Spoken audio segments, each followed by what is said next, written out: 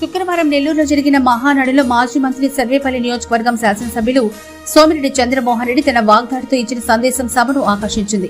ఈ సందర్భంగా సోమిరెడ్డి మాట్లాడుతూ ప్రధాని నరేంద్ర మోడీ ఎక్కువ సమయం కేటాయించి లోకేష్ బాబు కుటుంబ సభ్యులతో గడపడం యువత అంత గర్వించదగ్గ విషయమన్నారు. ఎన్టీఆర్ చంద్రబాబు నాయుడు లోకేష్ బాబుతో పనిచేయడం తన అదృష్టంగా భావించారు. ఎన్టీఆర్ కు భారత రత్న ఇవ్వాల్సిన ఆవశ్యకతను గుర్తు చేశారు. మాజీ ముఖ్యమంత్రి జగన్మోహన్ రెడ్డి విమర్శలను తిప్పికొట్టారు. మద్యం కుంభకోణంలో ఆయన పాత్ర ఉందన్నారు. రానున్న స్థానిక ఎన్నికల్లో అన్ని స్థానాల్లో తెలుగుదేశం పార్టీ అభ్యర్థులను గెలుచుకోవాల్సిన బాధ్యత అందరిపై ఉందని గుర్తు చేశారు. మేమందరం నడిచిపోయిన రోజులు. ఎన్టీఆర్ గారు ఒక విషయం చెప్తే ఆయన కన్సర్న్, అప్పుడు దోపుకుంట రోసమ్మ సారా ఉద్యమం చేస్తే మేమందరం రాజకీయ పార్టీలందరం కలిసి అఖిలపక్ష సారా వ్యతిరేక పోరాట కమిటీ కన్వీనర్గా నేనున్నా. పెద్ద ఆయనకు పోయి 23 జిల్లాల్లో 22 జిల్లాలు పాటలు జరిగాయి ఉమ్మడి రాష్ట్రంలో. ఒక్క నెల్లూరు జిల్లా మహిళలు పోరాటం చేసి ఆపేరు, వాళ్ళకి మేము మద్దతుగా ఉండాము, మీరు రావాలంటే విఆర్ కాలేజీకి వచ్చి బహిరంగ సభలో ఆ వాస్తవాలన్నీ విన్న తర్వాత ఎమోషనల్గా ఆయన నేను వస్తా, సారా నిషేధిస్తా, ఫస్ట్ డే సంతకం పెడతా, అదొక్కటి కాదు సంపూర్ణ మద్యపానం నిషేధిస్తానన్నాడు. వచ్చి ముఖ్యమంత్రిగా సంపూర్ణ మద్యపానం నిషేధం కూడా విధించిన మహానాయకుడు ఎన్టీ రామారావు గారు అని చెప్పేసి నేను మనవి చేసుకుంటున్నా. అదొకటి కాదు, ఆయనతో అటాచ్మెంట్. ఆయనతో నెల్లూరులో మనం ఏసీ స్టేడియంలో మహిళా సదస్ చాలా పెద్ద ఎత్తున చేశాం. నవాబ్పేట నుంచి ఏసీ స్టేడియం వరకు వేలాది మంది జనం బ్రహ్మరథం పట్టారు ఎన్టీఆర్ గారికి. ఆయనతో కలిసి పనిచేసే మహద్భాగ్యం మాకు కలిగింది. ఈరోజుకి చంద్రబాబు నాయుడు గారు చెప్పాల్సిన అవసరంలే, ఆ బ్రాండ్ కంటిన్యూ అవుతుంది. ఒక రోల్ మోడల్ దేశంలో, ఒక ఐటీ సెక్టర్ కానీ అభివృద్ధి కానీ విజన్ కానీ, ఒక విజన్ 2020 అంటే, ఒక హైటెక్ సిటీ అంటే, ఇవన్నిటికీ మొన్న మోడీ గారు చెప్పారు ఐటీ గురించి.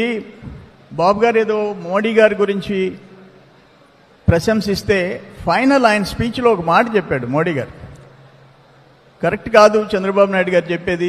నేను గుజరాత్ చీఫ్ మినిస్టర్గా చంద్రబాబు నాయుడు గారిని చూసి ఐటీ సెక్టర్లో ఏం చెయ్యాలనేది నేర్చుకున్నవాడిని నేను అని సాక్షాత్ ప్రధానమంత్రి గారు చెప్పిన విషయాన్ని మీ అందరికి నేను తెలియజేస్తున్నా. ఈరోజు లోకేష్ బాబు గారు థర్డ్ జనరేషన్. ఆయనతో కూడా యువగళం అన్ని కలిసి పనిచేశాం. ఈరోజు మోడీ గారు ఇప్పుడున్న ఈవెన్ ఈ వార్ రిలేటెడ్ క్రైసిస్ ఉన్నా లోకేష్ బాబు ఫ్యామిలీని పిలిచి దాదాపు 2 hours టైం స్పెండ్ చేశాడంటే ఆ లోకేష్ బాబు చేసే కృషి, ఆ యాక్టివ్ రోల్, ఆ కష్టపడే తత్వాన్ని చూసి ప్రధానమంత్రి మోడీ గారు కూడా ఇంపార్టెన్స్ ఇచ్చారని చెప్పేసి నేను మనవి చేస్తుండా. అట్లా ఎన్టీఆర్ గారు, బాబు గారు, లోకేష్ బాబు గారితో కలిసి మనందరం పనిచేసే అదృష్టం మనందరికీ కలిగింది. నేనేమంటానంటే, ఈయన జగన్మోహన్ రెడ్డి ఈరోజు రాష్ట్రం సర్వనాశనం అయిపోయింది లాస్ట్ 5 yearsలో. నిన్న ఒక మాట చెప్పాడు, రేపు జూన్ 4వ తేదీ అంటే 1 year అవుతుంది, ఆ రోజు రిజల్ట్ వచ్చింది. జూన్ 4వ తేదీ వెన్నుపోటు దినంగా ప్రకటిస్తా అంట ఆయన పార్టీ. నేనైతే ఒక్క మాట చెప్తుండా, 2029 మీ వైఎస్ఆర్సీపీకి రాష్ట్ర ప్రజలు అంత్యక్రియలు చేయబోతుండారు.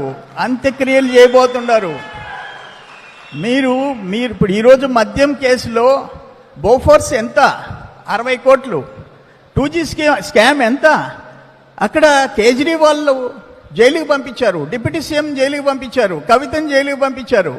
ఎంత, 150 కోట్లు.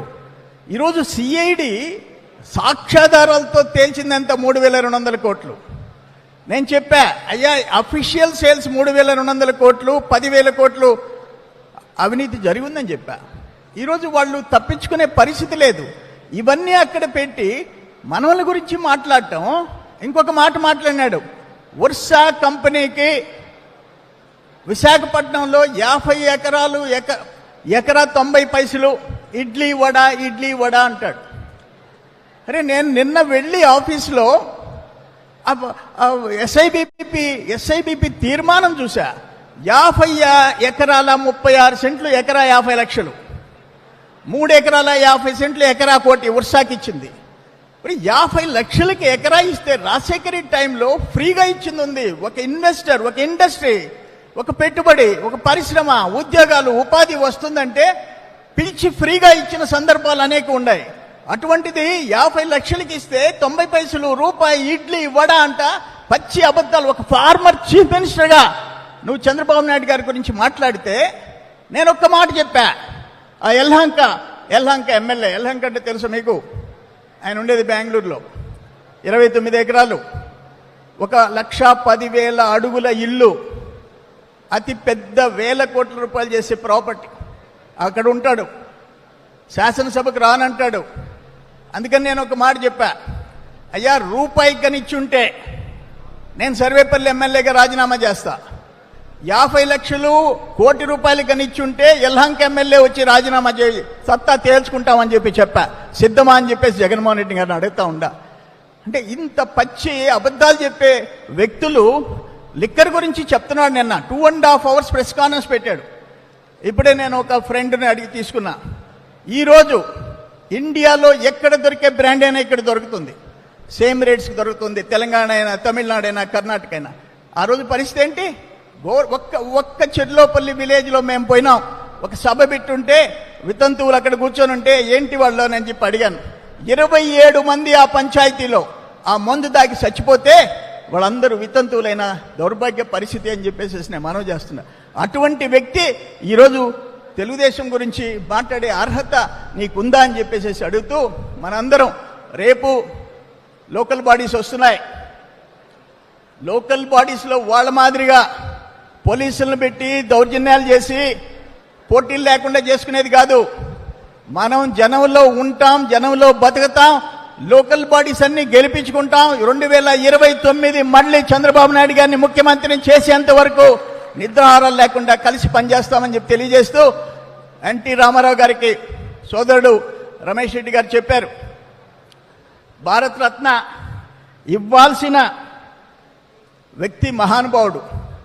ఒక కూడు గూడు గుడ్డ అనే ఒక నినాదం. ఆనాడు ఒక కేంద్ర మంత్రి హైదరాబాద్కు వస్తే ఒక మాట చెప్పాడు, నేను ఎక్కడైనా ఫ్లైట్లో పోతుంటే పేదోళ్ల ఇళ్ళు, స్లాబులు ఉండే ఇళ్ళు కనపడితే అది హైదరాబాద్, ఆంధ్రప్రదేశ్, అది ఎన్టీఆర్ అని చెప్పేసి నేను గుర్తుపడతాను. అటువంటి నాయకుడు ఎన్టీ రామారావు గారిని ఆనాడు కేంద్ర మంత్రి చెప్పిన విషయాన్ని మీ అందరికీ నేను తెలియజేస్తున్నాను. అందుకని ఆయనకి భారతరత్న ఇచ్చి తీరాలని చెప్పేసి ఆయన ప్రతిపాదనకు నేను కూడా మద్దతు